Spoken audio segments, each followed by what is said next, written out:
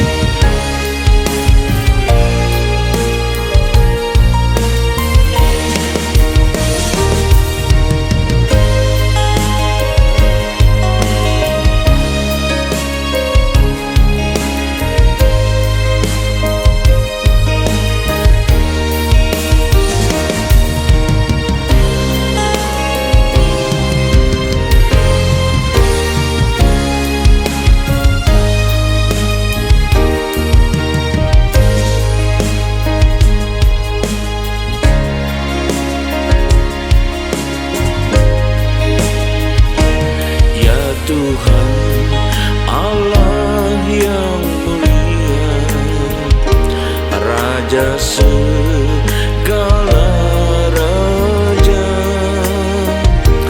penolongku yang setia, penguasa semesta.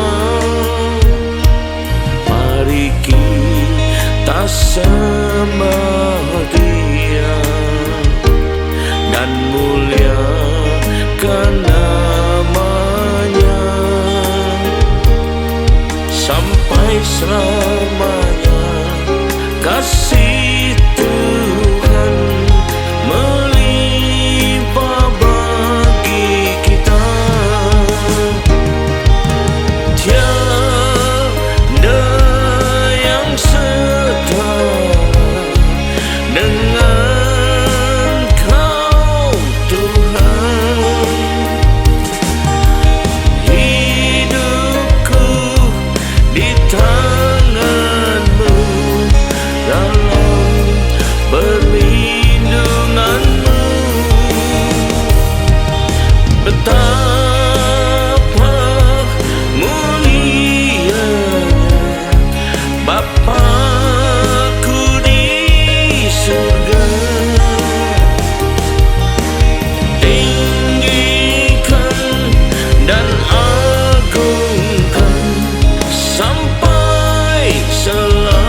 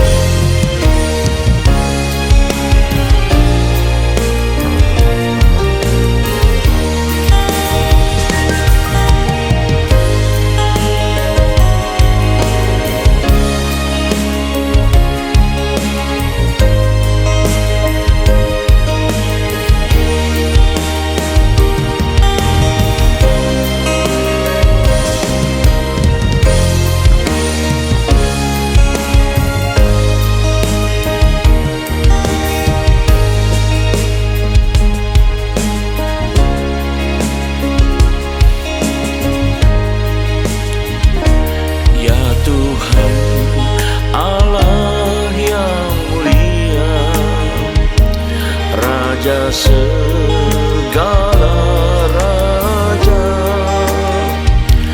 penolongku yang setia, penguasa semesta. Mari kita sembah Dia dan muliakan nama-Nya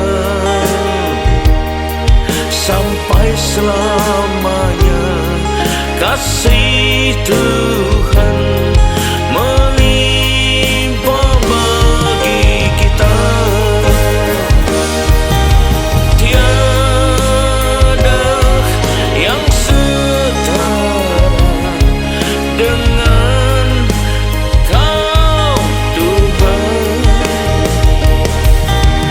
Hidupku di tangan-Mu, dalam perlindungan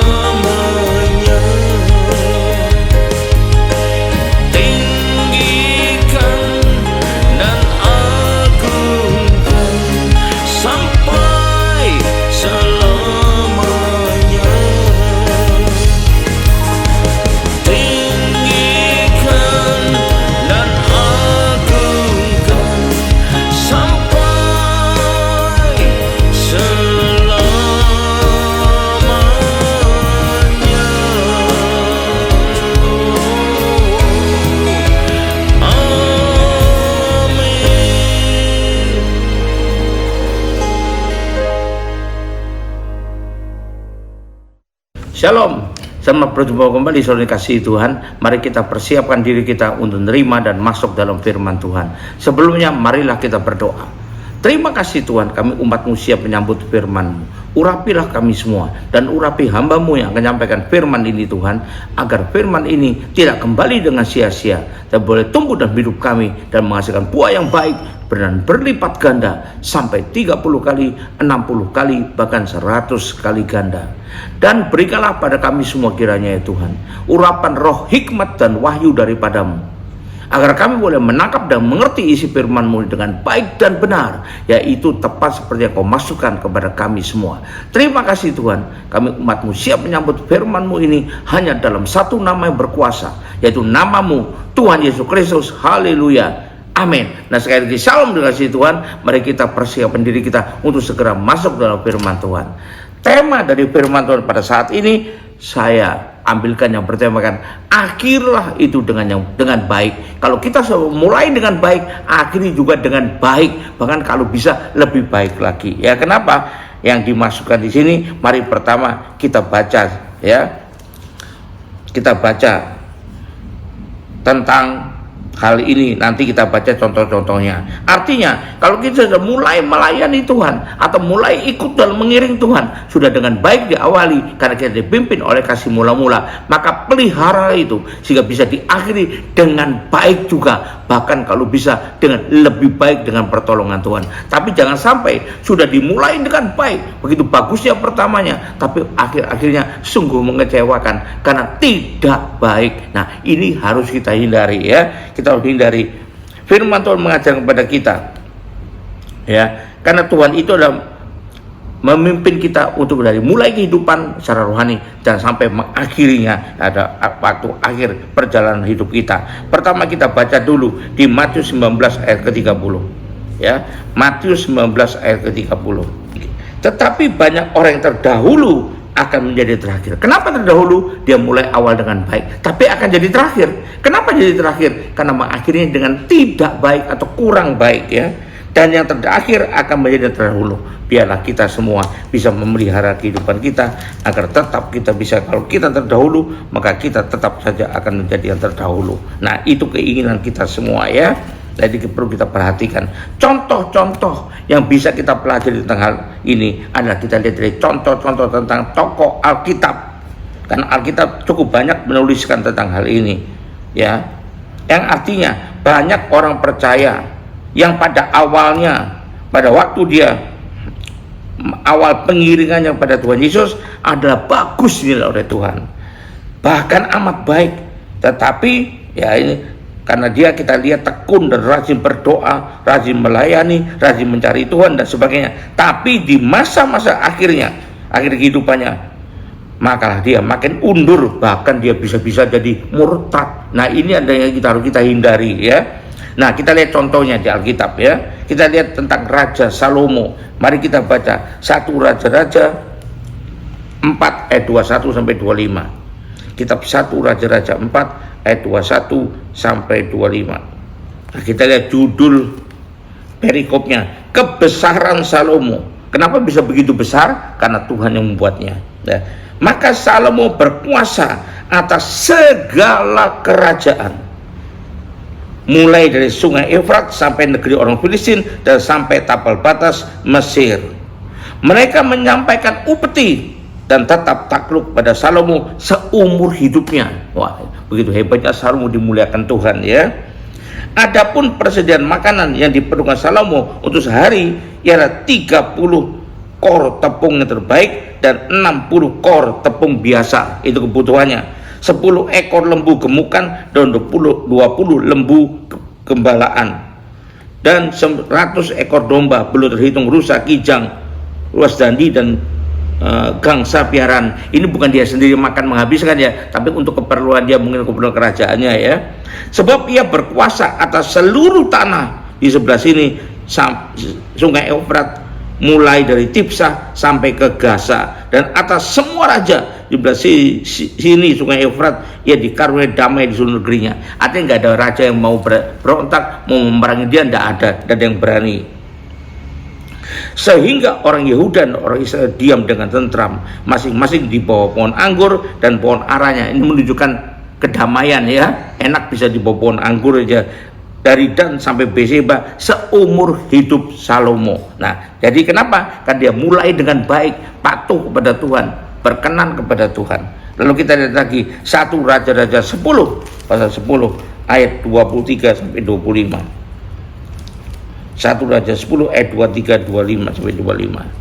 Raja Salomo melebihi semua raja di bumi dalam hal kekayaan dan hikmat. Kok bisa? Karena dia mengawali kehidupannya dengan baik, maka Tuhan memberkati dia luar biasa dan melindungi dia.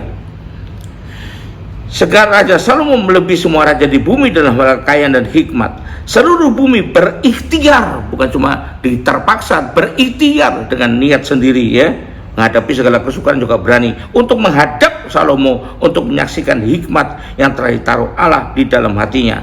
Dan mereka cuma bukan datang untuk melihat, tapi mereka datang masing-masing membawa persembahannya. Kata persembahan menunjukkan bahwa Salomo ini dimuliakan di atas mereka semua ya, dan mereka memuliakan Salomo. Ya, ini barang-barang perak dan barang-barang emas, pakaian, senjata, rempah-rempah, kuda dan bagal, dan begitulah tahun demi tahun. Makanya Salomo sangat kaya, makanya Salomo sangat terhormat. Nah ini ya. Tetapi bagaimana akhirnya kita melihat ya, pasal 11 dengan judulnya, perikopnya adalah Salomo jatuh ke dalam penyembahan berhala. Di akhir-akhir kehidupannya jatuh dalam penyembahan berhala. Jadi bukan saja tidak mengakhiri dengan baik, tapi sudah makin jatuh saja ya. Kita baca ayat 4 sampai 11. Atau kita lihat ayat 2 ya. Mulai ayat 2. Padahal tentang bangsa-bangsa itu Tuhan telah berfirman pada orang Israel, janganlah kamu bergaul dengan mereka, dan mereka pun janganlah bergaul dengan kamu, sebab sesungguhnya mereka akan mencondongkan hatimu kepada Allah-Allah mereka, terpengaruh ya, tercemar ya. Hati Salomo telah terpaut pada mereka dengan cinta. Ia mempunyai 700 istri dari kaum bangsawan dan 300 gundik. Istri itu menarik hatinya daripada Tuhan. Kenapa? Lebih tertarik pada kedagingan, pada kecantikan, pada keseksian misalnya dan lain sebagainya ya, daripada pada perintah Tuhan. Dan pada waktu Salomo sudah tua menjelang akhir hidupnya, istri-istri itu malah mencondongkan hatinya kepada Allah-Allah lain, sehingga ia tidak dengan sepenuh hati berbuat kepada Tuhan Allahnya seperti Daud ayahnya. Gak sama dengan Daud ayahnya. Nah ini awal dari kejatuhan Salomo ya. Kita teruskan. Demikianlah Salomo mengikuti Astoret, dewi orang Sidon, dan mengikuti Milkom, dewa kejijikan sembahan orang Amon. Dan Salomo melakukan apa yang jahat di mata Tuhan, dan tidak mengakhiri dengan baik, tapi mengakhiri dengan buruk sekali. Dan ia tidak dengan sepenuh hati mengikuti Tuhan seperti Daud ayahnya. Pada waktu itu Salomo mendirikan bukit pengorbanan bagi Kamos, dewa kejijikan sembahan orang Moab, di gunung di sebelah timur Yerusalem, dan bagi Moloch, dewa kejijikan sembahan Bani Amon. Demikian juga dilakukannya bagi semua istrinya, orang-orang asing itu, yang mempersembahkan korban, ukupan, dan korban sembilan kepada Allah-Allah mereka, dewa-dewa mereka ya. Sebab itu Tuhan menunjukkan murkanya kepada Salomo. Jadi kalau kita akhir dengan tidak baik, akhirnya akan murka Tuhan yang turun. Sebab hatinya telah menyimpang daripada Tuhan. Nih, mengakhiri dengan sangat tidak baik ya. Allah Israel yang telah 2 kali menampakkan diri kepadanya, dan yang telah memerintahkan kepadanya dalam hal itu, supaya jangan mengikuti Allah lain, akan tetapi ia tidak berpegang pada yang diperintahkan Tuhan. Lalu berfirmanlah Tuhan kepada Salomo, oleh karena begitu kelakuanmu, yaitu engkau tidak berpegang kepada perjanjian dan segala ketetapanmu yang telah kuperintah kepadamu, maka sesungguhnya aku akan mengoyakkan kerajaan itu daripadamu, dan akan berikannya kepada hambamu. Nah ini jelas sekali ya. Jadi kalau mengakhiri dengan tidak baik, maka murka Tuhan akan turun, bahkan hukuman Tuhan yang turun. Itu tentang Salomo. Kita baca contoh yang lain tentang Hizkia, Raja Hizkia ya. Kita baca pertama di kitab 2 Raja-Raja 18 ayat 1 sampai 8. 2 Raja-Raja 18 ayat 1 sampai 8. Judul perikopnya Hizkia Raja Yehuda. Maka dalam tahun ketiga zaman Hosea bin Ela Raja Israel, Hizkia anak Ahaz Raja Yehuda menjadi raja. Hizkia menjadi raja.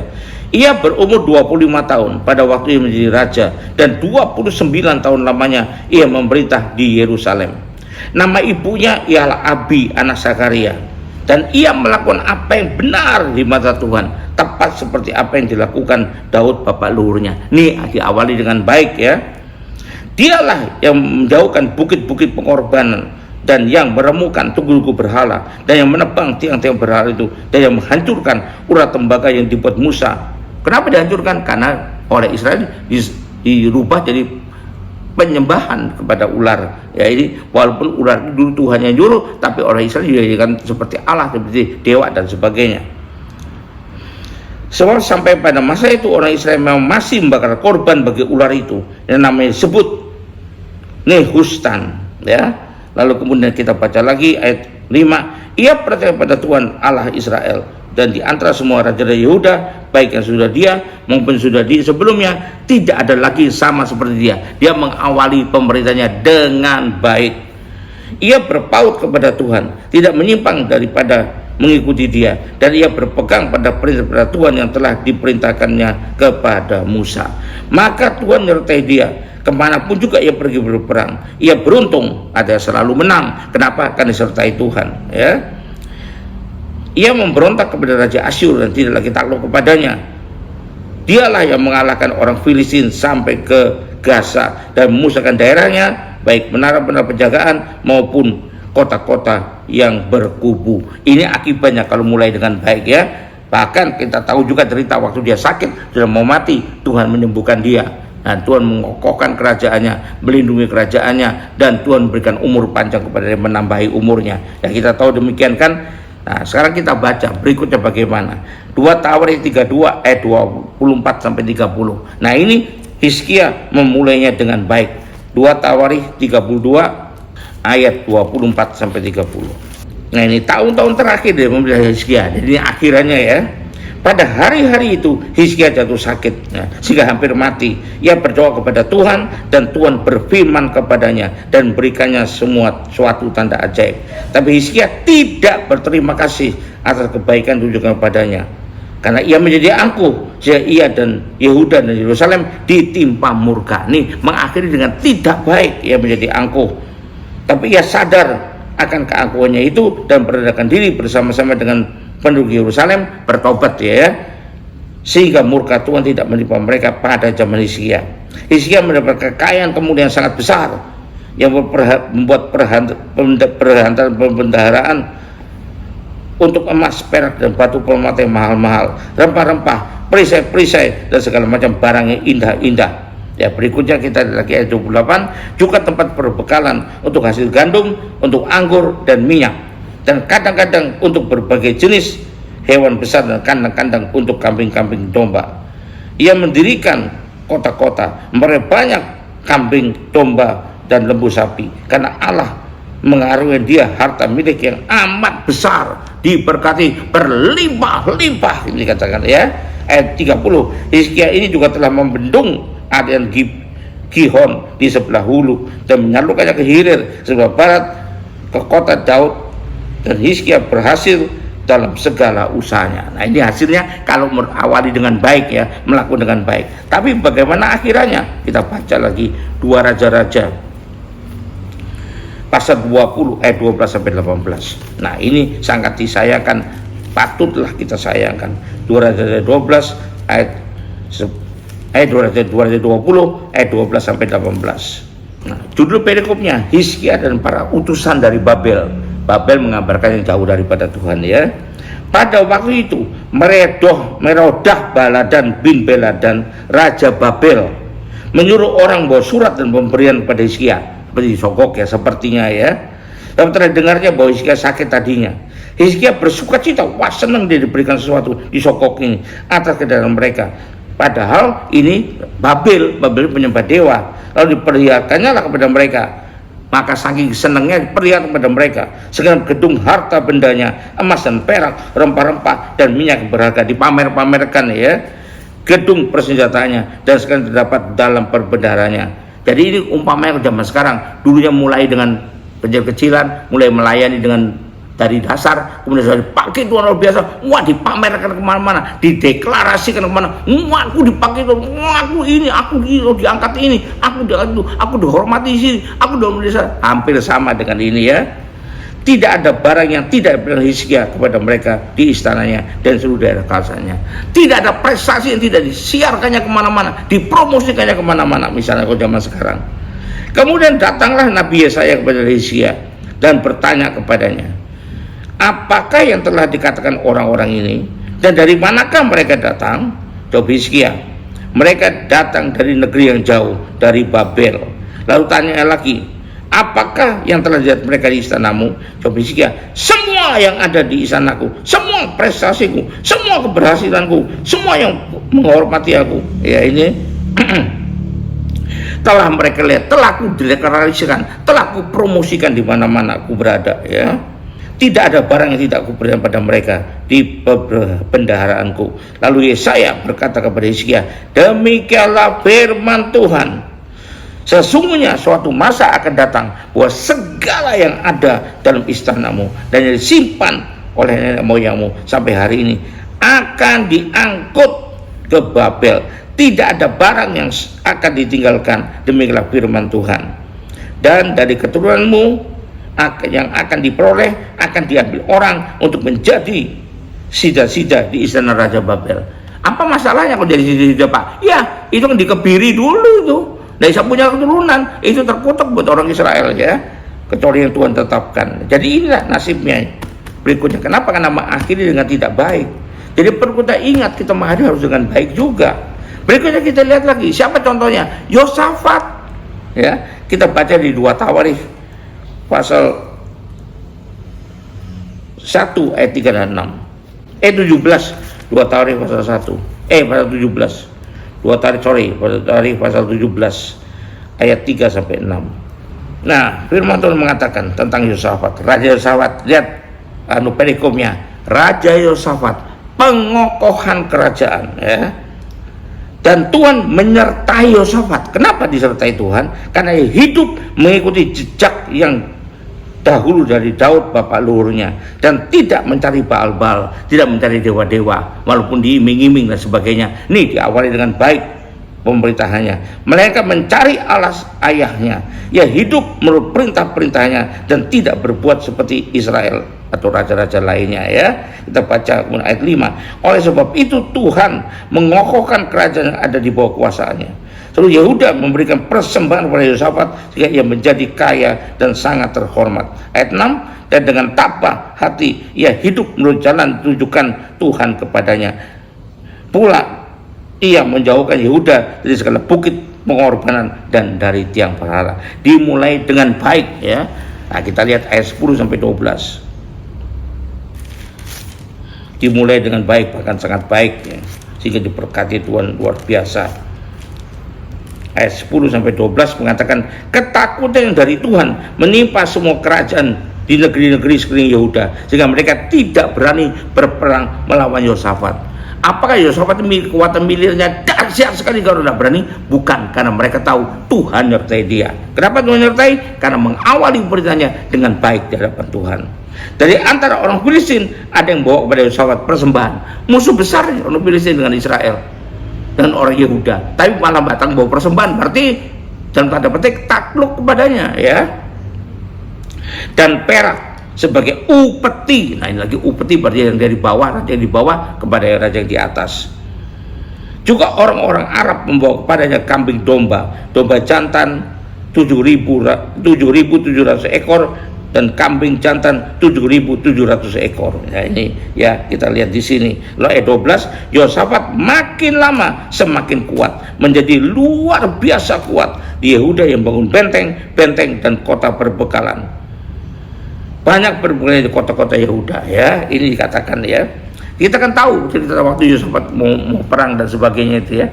Dengan tidak berperang, hanya dengan meniup sangkakala dan menyanyikan puji-pujian kepada Tuhan, hanya memuji Tuhan, membesarkan Tuhan, maka musuhnya mati semua waktu itu ya.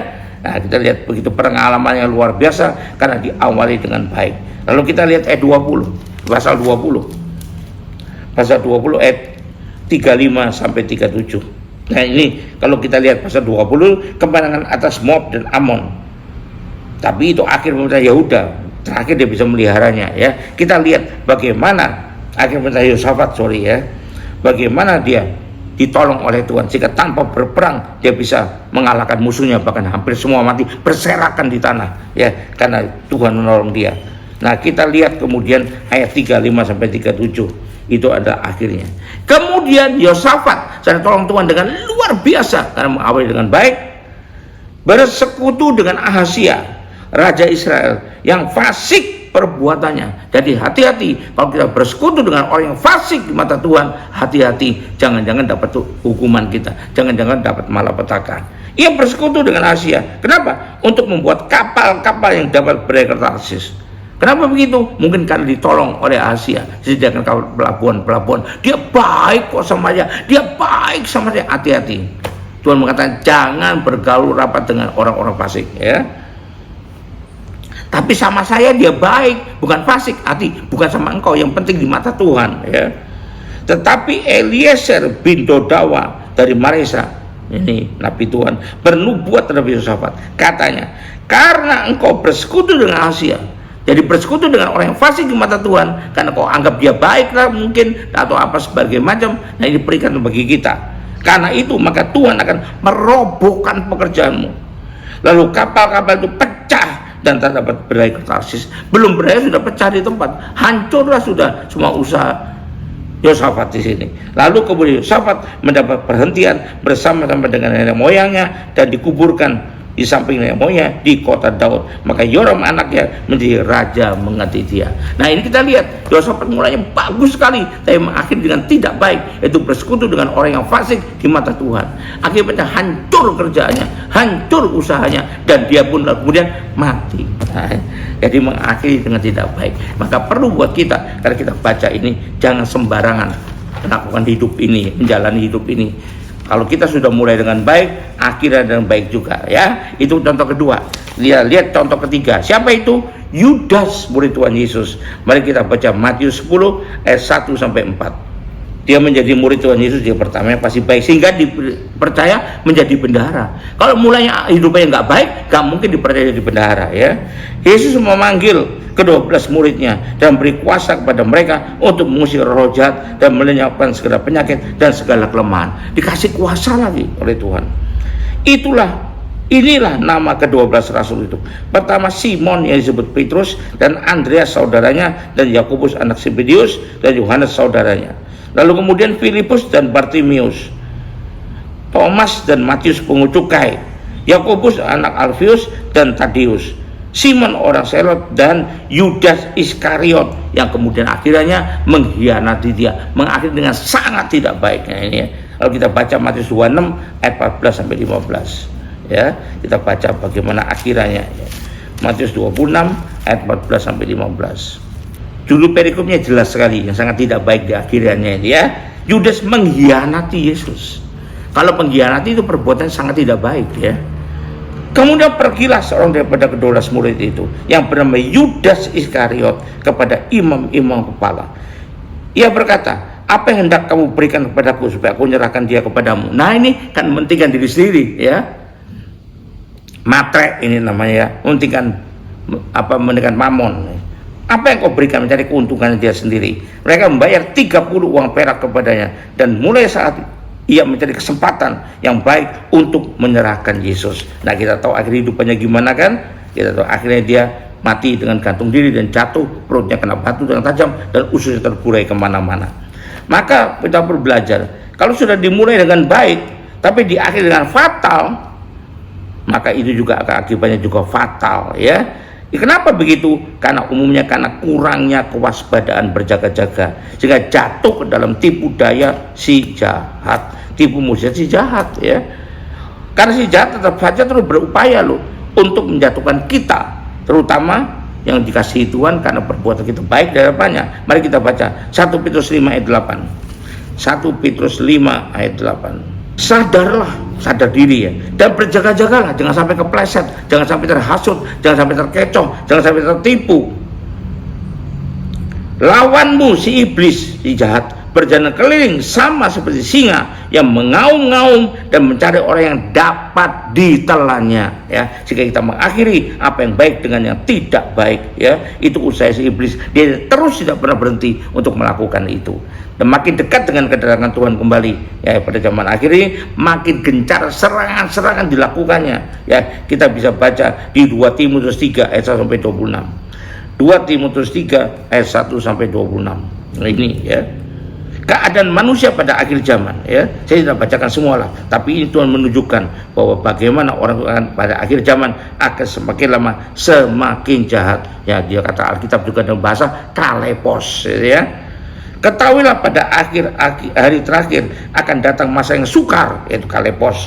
Manusia akan mencintai dirinya sendiri dan menjadi hamba uang. Mereka membual dan menyombongkan diri, mereka menjadi fitnah, mereka akan berontak terhadap orang tua dan tidak tahu berterima kasih, tidak mempedulikan agama, tidak tahu mengasihi, tidak berdamai, suka menjadikan orang, tidak dapat tenggang diri, garang dan tidak suka yang baik, suka mengkhianat, tidak berpikir panjang, beragak tahu, lebih nuruti hawa nafsu daripada nuruti Allah. Nanti teruskan sendiri, ya. Jadi itu makin lama makin jahat. Kalaupun dimulai awal dengan baik, tapi menjelang akhir zaman, makin akhir kehidupannya semakin tidak baik, dan itu akhirnya akan membuat dihukum oleh Tuhan. Nah, kita perlu tahu hal semacam ini. Tuhan juga mengatakan di kitab Matius juga, Matius 24, nanti baca sendiri ayat 37 sampai 44, pada akhir zaman keadaannya makin buruk, ya. Jadi kesimpulannya, untuk mewaspadai itu semua, maka biar kita senantiasa hidup dengan memasang detektor rohani, secara rohani,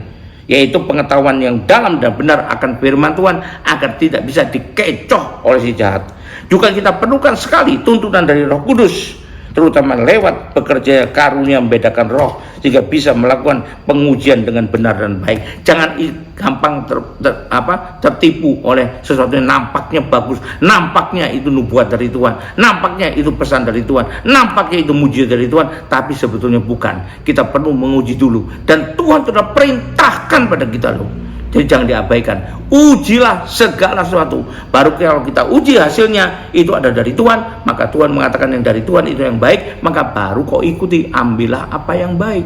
Kalau itu bukan dari Tuhan, jangan diikuti. Walaupun tidak perlu juga kita menyerang segala macam, menjelek-jelekan, memaki-maki, memfitnah orang, tidak perlu. Tapi buat kita sendiri, kita perlu berjaga-jaga.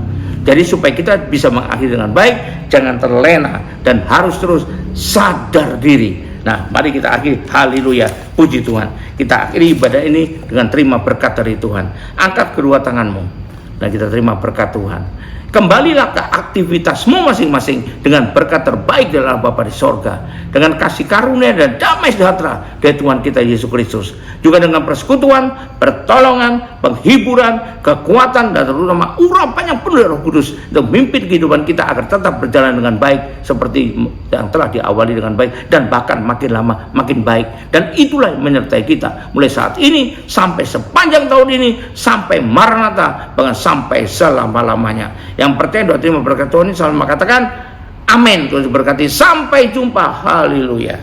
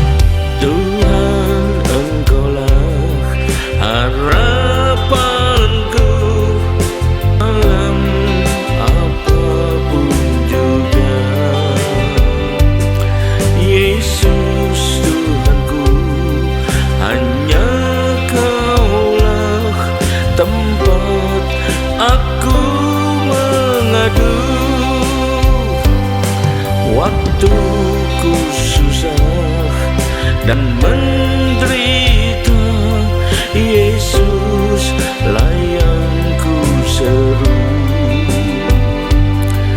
Waktu ku jatuh dan terluka, Engkau lah penolongku. Ku ingin selalu tinggal di dalam hadirat-Mu, Tuhan,